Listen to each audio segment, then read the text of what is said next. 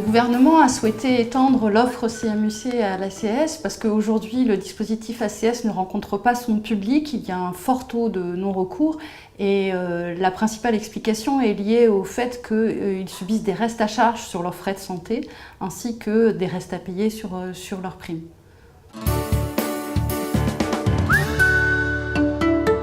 Il est fondamental que les organismes complémentaires et les mutuelles, qui sont principalement aujourd'hui des mutuelles du livre 2 qui gèrent l'ACS, soient inclus dans le dispositif et le choix qui a été fait est que ce dispositif soit co-géré par l'assurance maladie obligatoire et les mutuelles. Et il est très important qu'il y ait une mobilisation, comme ça avait été le cas en 2015, de la part des mutuelles pour participer au dispositif. Ça me semble essentiel, parce que les mutuelles sont des lieux de proximité pour les assurés. Et on sait qu'aujourd'hui, il y a 11 groupements qui gèrent l'ACS. Et il est souhaitable que cette mobilisation perdure. Aujourd'hui, on sait qu'il y a beaucoup de renoncements aux soins, de non-recours aux dispositifs d'aide à l'accès à la santé. Et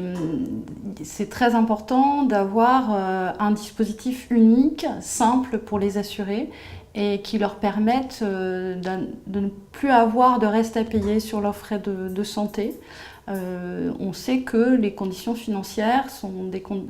le premier sujet, la première explication de renoncement aux soins, donc c'est très important. D'autant que là, on va être sur des bénéficiaires qui sont aussi titulaires de l'allocation adulte handicapé, qui sont à la fois en situation de handicap et de précarité, et qui ne bénéficient pas pour la plupart de la CMU-C, du fait des conditions de ressources, qui vont pouvoir en bénéficier demain, ainsi que les personnes retraitées, les personnes âgées et les personnes retraitées qui perçoivent le minimum vieillesse, qui vont pouvoir profiter de ce nouveau dispositif. De mon point de vue, c'est une belle réforme à la fois pour les assurés qui vont avoir accès à un panier de soins large avec une contribution maîtrisée, et c'est également une opportunité pour les organismes complémentaires qui vont pouvoir continuer à se mobiliser pour la santé de ces publics, ce qui correspond aux valeurs des mutuelles, de pouvoir continuer à intervenir en solidarité sur ce type de personnes.